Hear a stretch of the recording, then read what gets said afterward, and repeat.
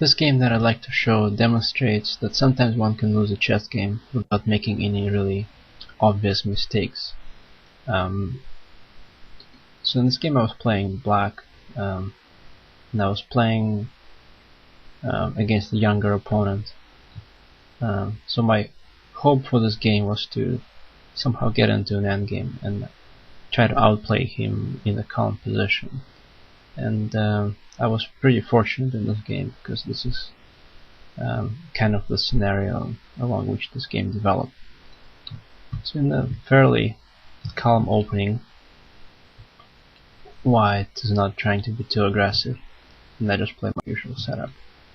H3 just shows that white is being really very solid and doesn't want to get into any complications or try to really hard get an advantage. So both sides just finished development, and here white has to decide what to do with the bishop on f1, and he could put it just on e2, but it'll be very passive there. And in this position, black basically solved all his problems in the opening because he managed to get the bishop outside of the pawn chain, and that usually allows black to equalize in the queen's pawn openings.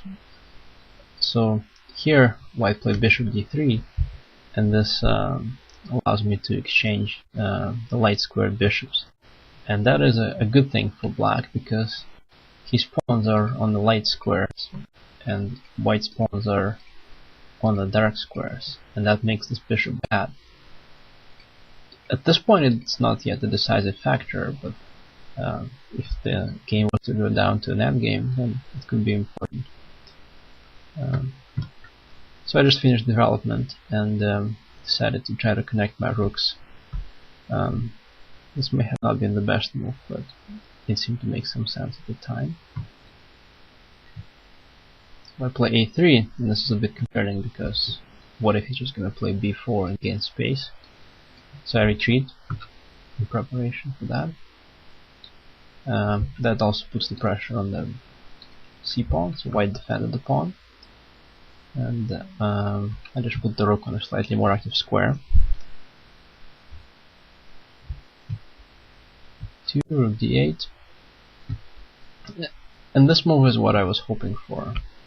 Basically, white decided to not hold the pressure anymore, to release the tension, and he played c5, allowing the exchange of queens. The move c5 also puts another pawn on the dark square, making his bishop slightly worse. This move may seem a bit surprising because black agrees to double his pawns after the exchange of knights on e4, but what that really does is it just advances the pawn to e4, and even though the pawn is doubled here, it's not really that big of a problem. It's just gonna restrain white's pawns on the dark squares yet again. c3, and in this position the plans should be pretty straightforward. For white, the most natural plan is to try to expand on the queen side, and for black the most natural plan is to try to break through in center with e5, but that's not possible yet, so I need to improve my pieces a little bit first. And for now the pawn on e4 is being attacked, so I have to protect it. 5, b4, white expands as planned, and bishop f6. As counterplay against white's plan of b5, black is trying to break in the center of e5, and here white probably made this one of the critical mistakes in this game. He should have thought about what is black's plan and try to prevent e5, or at least reduce its impact. So he should have just played some move like bishop d6. And the idea is that when e5 is being played, then white's not forced to exchange with e5. Instead he can advance the pawn and make this bishop kind of look really silly on f6. And this would have been a good position for white. As it happened, he played rook ad1, and things started to go downhill for white from here. e5.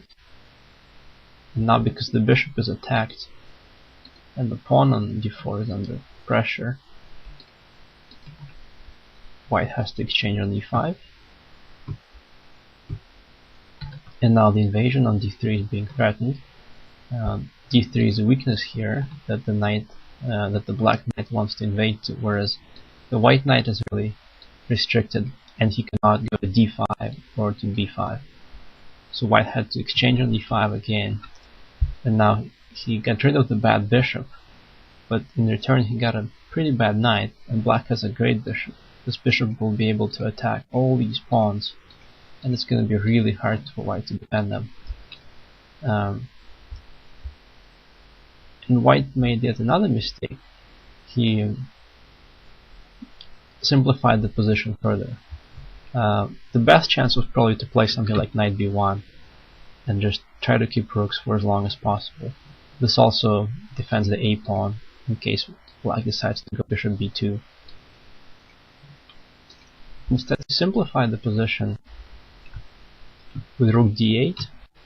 This surrenders the file temporarily, but he's able to contest it again. And it seems like the position is symmetric. It's just the knight against bishop, and the knight is pretty constrained because he doesn't really have any moves. This is already a very big concern for white. But what's even worse is that because my pawns are a bit further advanced, the road for the king is wide open. So my king is threatening to come to c4, and it turns out that in this position there's just nothing that white can do against that threat. And all the pawns are just going to be very weak, and they fall very, very quickly. So from here, it's almost trivial to win, even though the position is symmetric and the material is even.